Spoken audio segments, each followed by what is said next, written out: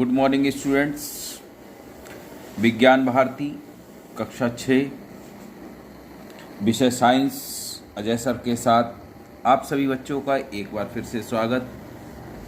आज हम लोग जो गति चैप्टर चल रहा था उसको हम आगे अध्ययन करेंगे। आइए शुरू करें। इसमें हमने बच्चों आपको डिस्कस किया था गति की अवधारणा एवं गति के प्रकार। गति का मतलब होता है जब कोई भी वस्तु समय के साथ अपनी स्थिति में परिवर्तन कर रही होती है तो ऐसी स्थिति में हम कहते हैं कि वह वस्तु गतिमान है। जैसे आप चित्र में भागता हुआ बालक या सड़क पे चलता हुआ वाहन या फिर साइकिल या झूले में झूलती हुई लड़की की स्थितियां देखकर पता लगा सकते हैं। उड़ते हुए पक्षी, बंदूक से निकली गोली आदि को देखकर ये पता लगा सकते हैं कि पलक झपकते ही इनकी स्थितियां बदल जाती हैं, अर्थात ये गतिमान अवस्था में कहलाती हैं। जबकि दूसरी ओर आप देख रहे हैं टेबल है, चारपाई है या लोटा है या ये चाबी जो रखी हुई है, ये सभी क्या हैं? विराम अवस्था का उदाहरण है बच्चों। तो इस प्रकार आप गतिमान अवस्था और विराम अवस्था को आसानी से समझ गए। आइए आगे बढ़ें। अब बात आती है गति के प्रकार की। गतिशील वस्तुओं में जो गति होती है वो अलग अलग प्रकार की होती है। गतिशील वस्तुएं या तो एक सरल रेखा में भी चल सकती हैं, अपनी स्थिति बदल सकती हैं, या गोल गोल घूमकर समय के साथ अपनी स्थिति बदल सकती हैं, या एक अक्ष के चारों तरफ घूमकर भी अपनी स्थिति बदल सकती हैं, या फिर एक निश्चित समय अंतराल बाद वृत्ताकार गति को रिपीट कर सकती हैं, या एक बिंदु के चारों ओर गति कर सकती हैं। जितनी भी बातें मैंने आपको बोली वो सभी, पहली सरल रेखीय गति, दूसरी वृत्तीय गति, तीसरी घूर्णन गति, चौथी आवर्त गति, पांचवी कंपन गति के अंतर्गत बच्चों आती है। सरल रेखीय गति आप देख सकते हैं कि आज 26 जनवरी के दिन भी आपने देखा कि जो हमारे सैनिक जो मार्च पास्ट करते हैं या पटरी पर जो ट्रेन चलती है वो सभी सरल रेखीय गति के उदाहरण हैं। यानी जब कोई वस्तु सरल रेखा में गति करती है तो उसकी गति सरल रेखीय गति कहलाती है। और जब कोई वस्तु किसी निश्चित बिंदु के चारों ओर निश्चित धुरी पर घूमती है वृत्ताकार मार्ग पर तो उसकी गति वृत्तीय गति कहलाती है। जैसे सूर्य के चारों ओर पृथ्वी की गति, सूर्य के चारों ओर पृथ्वी जो घूमती है वो गोल गोल घूमती है, या फिर घड़ी के सुइयों की नोक की गति, कोलू पर जो बैल चल रहा है उसकी गति, ये सारी वृत्तीय गति के उदाहरण हैं। आप अपने घरों में पंखे की जो गति देख सकते हैं वो इसी प्रकार के वर्गीकरण में आती है। घूर्णन गति, आप जब कोई वस्तु अपनी अक्ष के चारों ओर घूमती है तो वह घूर्णन गति कहलाती है। जैसे चरखा है, लट्टू है या फिर कुम्हार का चाक है, ये सब घूर्णन गति के उदाहरण हैं। फिरकी है,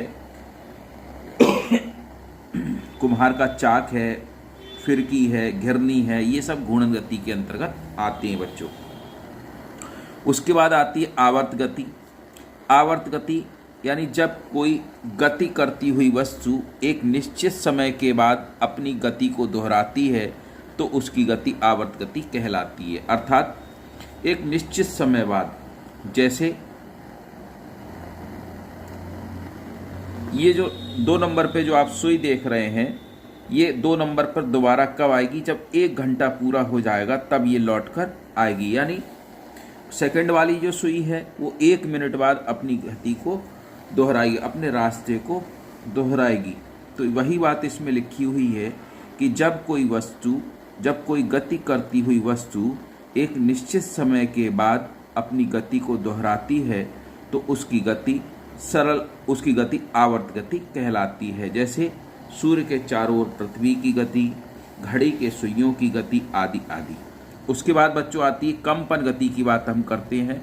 कंपन गति जब कोई वस्तु अपनी माध्य स्थिति, यानी माध्य स्थिति जहाँ पर उसमें कोई भी ना वो इधर जा रही है ना इधर जा रही है, साम्य स्थिति या माध्य स्थिति। जैसे ये गोलक है, इसको एक धागे से बांधकर जब हम यहाँ लटका देते हैं तो इस सिस्टम को हम क्या कहते हैं, लोलक कहते हैं। इस लोलक, जब ये लोलक ना लेफ्ट में जा रहा है और ना राइट में जा रहा है, ऐसी स्थिति में इसकी हम जो इस स्थिति है उसको हम साम्य स्थिति या माध्य स्थिति भी कहते हैं। जब कोई वस्तु अपनी माध्य स्थिति के दोनों ओर सरल रेखा में गति करती है तो इसकी गति दोलन गति या कंपन गति कहलाती है बच्चों।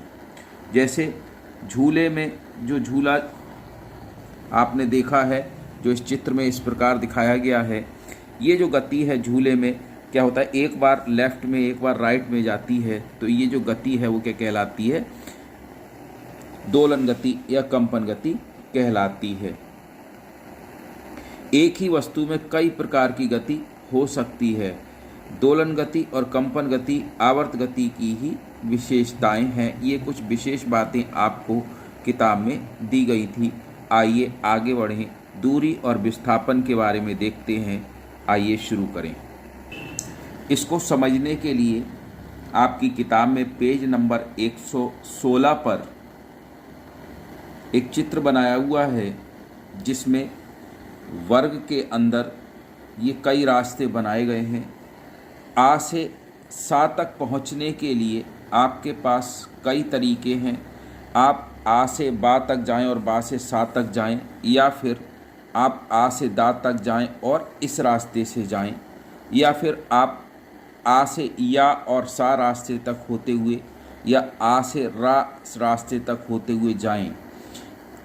जब आप ये गौर करेंगे कि भाई इस रास्ते से जब आप गए तो रास्ते की लंबाई बढ़ गई, और जब आप इस रास्ते से गए तो रास्ते की लंबाई घट गई, और जब आप इस रास्ते से इस रास्ते तक गए तो लंबाई सबसे कम हुई।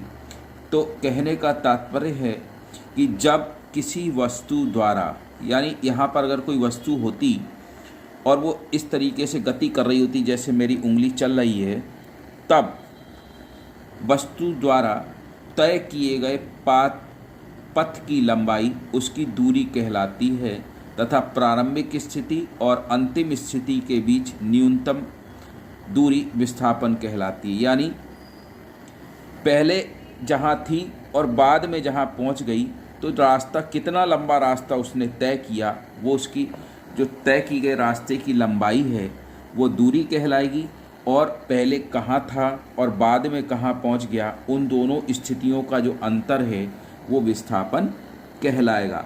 अब आपसे ये प्रश्न पूछा जा सकता है बच्चों कि मान लिए कोई वस्तु यहाँ से ए से शुरू हुई और ABC रास्ते से होती हुई यहाँ पर आई, या फिर ए से होती हुई C तक आ गई, तो इस स्थिति में चली गई दूरी कितनी होगी? इस स्थिति में वृत्त की आधी दूरी चलेगा, यानी वृत्त की जो परिधि होगी वो उसकी दूरी के बराबर होगा, आधी दूरी जो होगी वो चली गई दूरी के बराबर होगा। और विस्थापन कितना होगा? A से C के बराबर होगा, यानी R + 2R मिलके कितना हो गया? 2R हो गया। दूरी का मान हमेशा ज़्यादा होता है और विस्थापन का मान